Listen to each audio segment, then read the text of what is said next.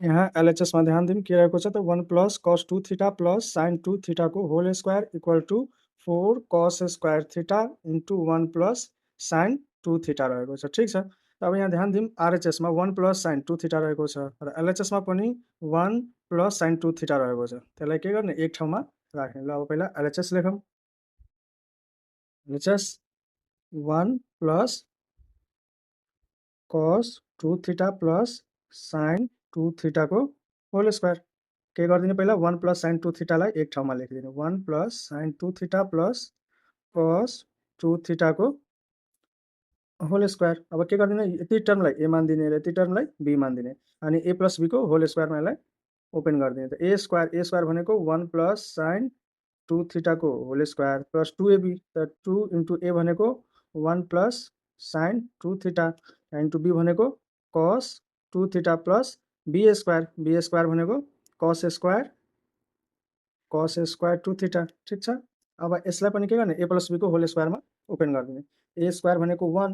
1 को स्क्वायर 1 नै हुन्छ प्लस 2ab त 2 इन्टु 1 इन्टु sin 2 थीटा त 2 sin 2 theta plus b square भनेको sin स्क्वायर 2 थीटा प्लस बाँकीलाई एज इट इज लेखिदिने। 1 plus sin 2 theta cos 2 theta into के अरे प्लस cos स्क्वायर 2 थीटा। अब यहाँ यसो ध्यान दिँदाखेरि sin square 2 theta plus cos square 2 theta अनि sin square theta plus cos square थीटाको भ्यालु कति हुन्छ 1 हुन्छ। त्यही भएर यो टर्म र यो term sin square 2 theta plus cos square 2 थीटाको ठाउँमा हामी के लेख्ने 1 लेख्ने। ठिक छ। अनि 1 लेखेपछि यसलाई यहाँ लेख्दिउँ। त 1 plus 1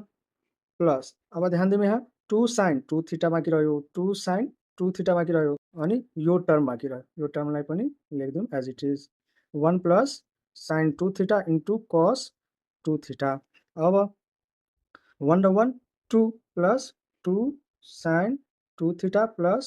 2 into 1 plus sin 2 theta into cos 2 theta जस्ताको त्यस्तै लेख्ने। अब यो टर्मबाट 2 के गर्ने कमन लिइहाल्ने। 2 कमन लिएपछि के भइहाल्छ त 1 plus sin 2 theta plus 2 into 1 plus sin 2 theta into cos 2 theta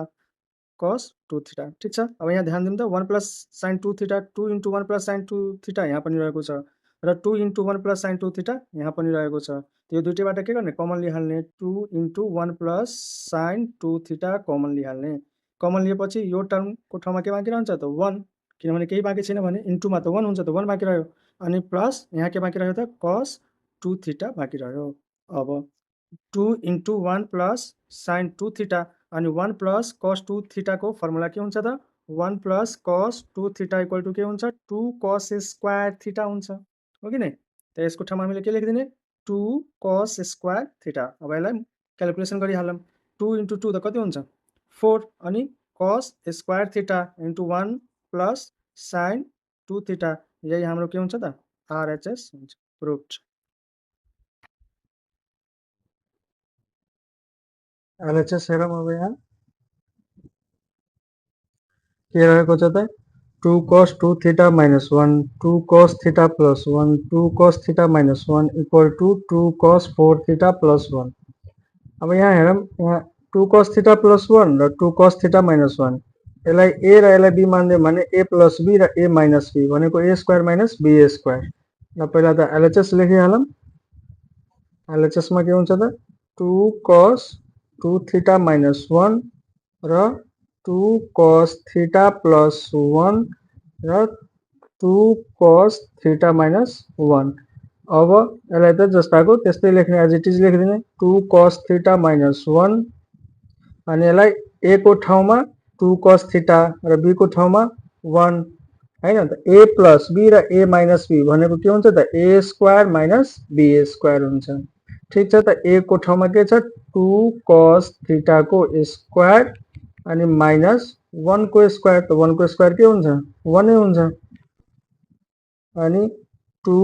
cos 2 theta minus 1 as it is लेखिदिने अनि यहाँ 2 को स्क्वायर 4 अनि cos थीटा को स्क्वायर के भइहाल्छ cos स्क्वायर थीटा भइहाल्छ अनि माइनस 1 1 को स्क्वायर 1 नै भइहाल्यो।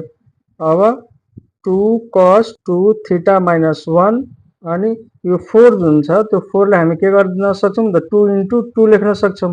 हो कि नहीं त 2 cos स्क्वायर थीटा minus 1 अब हामीलाई थाहा छ 2 cos square theta equal to के हुन्छ त 1 plus cos 2 थीटा हुन्छ हो कि नहीं अनि त्यसपछि 2 cos 2 थीटा minus 1 अनि यहाँ फेरि हामी 2 into 2 cos स्क्वायर थीटाको ठाउँमा 1 plus cos 2 थीटा राख्ने र minus 1 गर्ने ठीक छ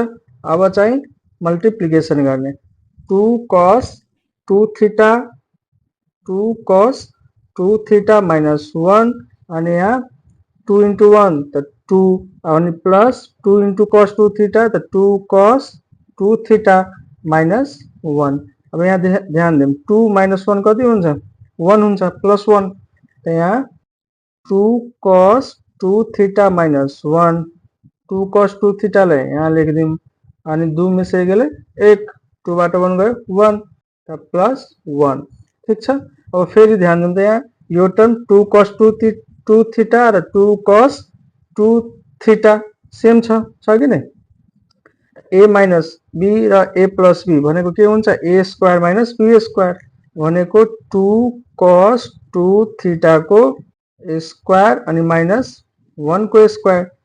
2 को स्क्वायर कति भइहाल्छ 4 अनि cos 2 थीटा को स्क्वायर के भइहाल्छ त cos square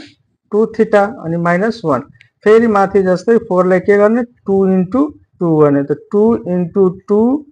cos square 2 theta minus 1 फेरि 2 into 2 cos स्क्वायर थीटा यहाँ एंगलमा 2 थीटा छ त 2 cos स्क्वायर थीटा को फर्मुला के हुन्छ त 1 plus cos 2 थीटा हुन्छ ध्यान दिनु यहाँ 2 cos स्क्वायर थीटा को ठाउँमा हामी के लेख्न सक्छौं 1 plus cos 2 थीटा लेख्न सक्छौं र यहाँ थीटा को ठाउँमा के छ त 2 थीटा छ त 1 plus cos 2 into थीटा को ठाउँमा के छ 2 थीटा छ हैन अनि माइनस 1 त 2 ले अब मल्टिप्लाई गर्दिउँ त 2 into 1 त 2 भयो प्लस 2 cos 2 into 2 भनेको 4 थीटा minus 1 फेरि अब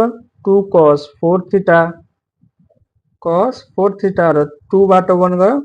त प्लस 1 ठीक छ अब आरएचएस ध्यान दिउँ के रहेको छ त 2 cos 4 थीटा प्लस 1 यही हाम्रो के रहेछ त आरएचएस रहेछ अनि यो प्रुभड बट a minus 1 को होल स्क्वायर रहेछ अब एलएचएस बाट स्टार्ट गरौँ एलएचएस बाट अब हेरौँ त यहाँ के रहेछ त 1 plus sin 2a by 1 minus sin 2a 1 को ठाउँमा हामी के लेख्न सक्छौं त sin square a plus cos square a plus sin 2a को फर्मुला के हुन्छ त sin 2a बराबर 2 sin a into cos a लेख दूँ यहाँ 2 sin a into cos a by तलमा पनि 1 को ठाउँमा के लेखिदिने त sin square a plus cos square a minus 2 sin a into cos a अब यहाँ ध्यान दिनु त यदि cos स्क्वायर a लाई a मान दिने sin स्क्वायर a लाई b मान दिने त्यसपछि a square plus 2ab plus b square भनेको a प्लस b को whole square that means cos a plus sin a को whole square by cos square a square plus minus 2 sin a into cos a 2ab plus b square भनेको cos a minus sin a को whole square अब यहाँ ध्यान दिउँ तलमा पनि square छ र माथिमा पनि स्क्वायर छ भनेको यो दुईटै के छ होल स्क्वायरमा छ त cos a plus sin a by cos a minus sin a को होल स्क्वायर अब के गर्ने त अंश र हर दुवैमा sin a ले डिवाइड गर्दिने ठीक छ त cos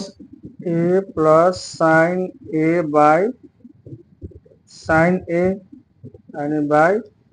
cos a minus sin a को साइन ए बाई